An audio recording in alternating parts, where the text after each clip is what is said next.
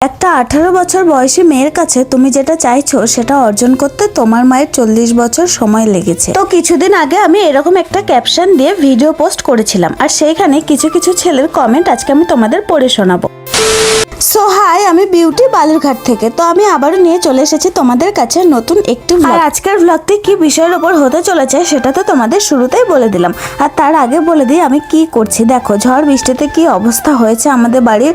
আমাদের মানে বড় পেঁপে গাছ, যেটাতে অনেক পেঁপে ধরেছিল, সেই গাছের মাথা ভেঙে গেছে আর সব পেঁপে নিচে পড়ে গেছে, আর পুরো বাড়ির কি অবস্থা হয়েছে দেখো। আর সকালে ঘুম থেকে উঠে দেখি আমার হাজবেন্ড এক ঝুড়ি আম কুড়িয়ে রেখেছে।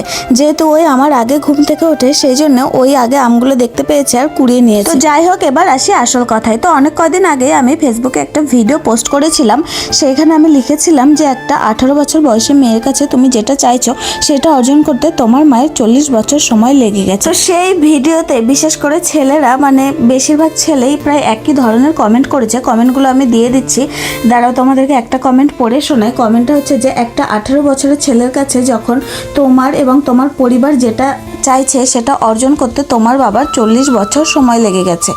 এই একই ধরনের কমেন্ট করেছে প্রচুর ছেলে। তো আমি তাদেরকে বলতে চাই, কোন ছেলে 18 বা 21 বছর বয়সে বিয়ে করে?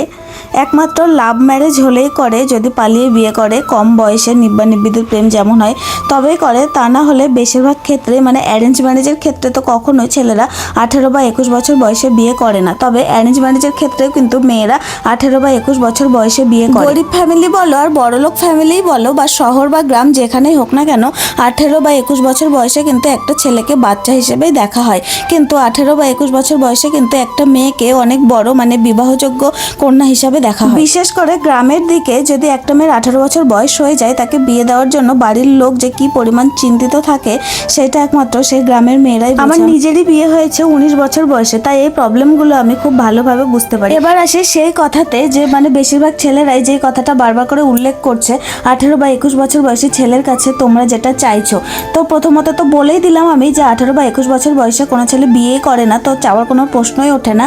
আর করে লাভ ম্যারেজের ক্ষেত্রে। আর কেউ যদি লাভ ম্যারেজ করে 18 বা 21 বছর বয়সে একটা বেকার ছেলেকে বিয়ে করে, মানে সে তো দেখে শুনে বেকার ছেলেকে বিয়ে করছে, তো তার সঙ্গে যদি তার নিজের বাবার তুলনা করে, সেই ক্ষেত্রে অবশ্যই সে মেয়েটা ভুল করছে। তো ছেলেদের কথা তো অনেক বললাম, এবার আসি একটু মেয়েদের ব্যাপারে কথা বলতে। তো বেশিরভাগ ক্ষেত্রে কিন্তু দেখা যায় মেয়েদের 18, 19, 20, 21 বছর বয়সে বিয়ে হয়ে গেলে শ্বশুরবাড়িতে যাওয়ার পর তার হাজবেন্ডরা তাকে কথায় কথায় তাকে মানে বলে যে দেখো মা এটা কত ভালো করতে পারে, তুমি কেন পারো না, এই রান্নাটা মা কত ভালো করে, তুমি কেন করো না।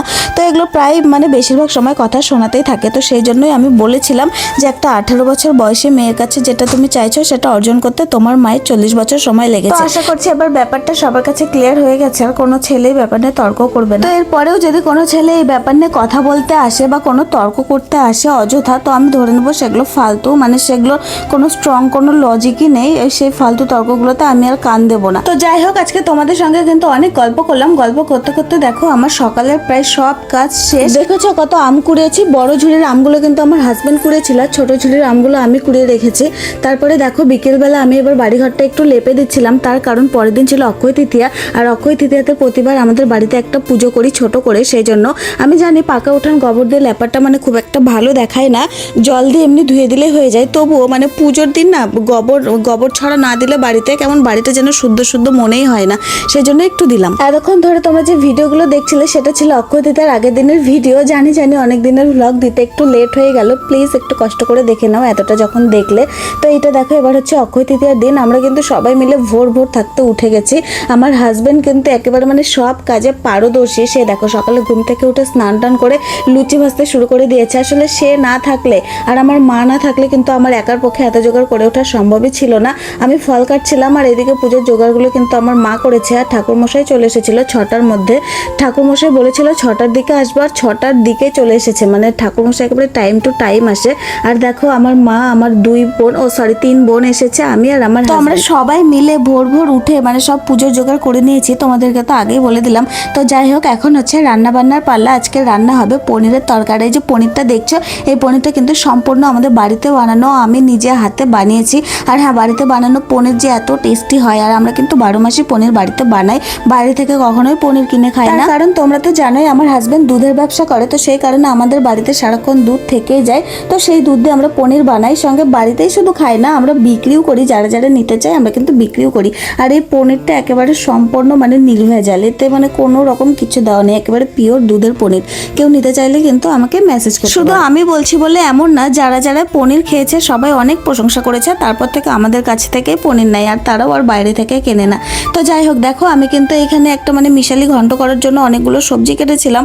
তো আমার মা কাকি এরা বলছে আর করতে হবে না, এগুলো অনেক রান্না হয়ে গেছে, ওইটা রেখে দে। সেই জন্য সেই কাটা সবজিগুলো আমি আবার ফ্রিজে ঢুকিয়ে রাখছিলাম। আর এখন দেখো সন্ধ্যেবেলা আমি একটু লুচি ভাজছি, তার কারণ সকালে যে লুচিগুলো আমার হাজবেন্ড ভেজেছিল সেগুলো শেষ হয়ে গেছে, আর বাড়িতে অনেক মানুষজন আছে, আবার অনেকে এখন আসা বাকি, লুচি লাগবে, সেই জন্য আমি ভাজছিলাম। তো চলো, ভিডিও কেমন লাগলো অবশ্যই কিন্তু জানিও, আর ভিডিও ভালো লাগলে লাইক কমেন্ট শেয়ার ফলো করে দিও। Tata bye.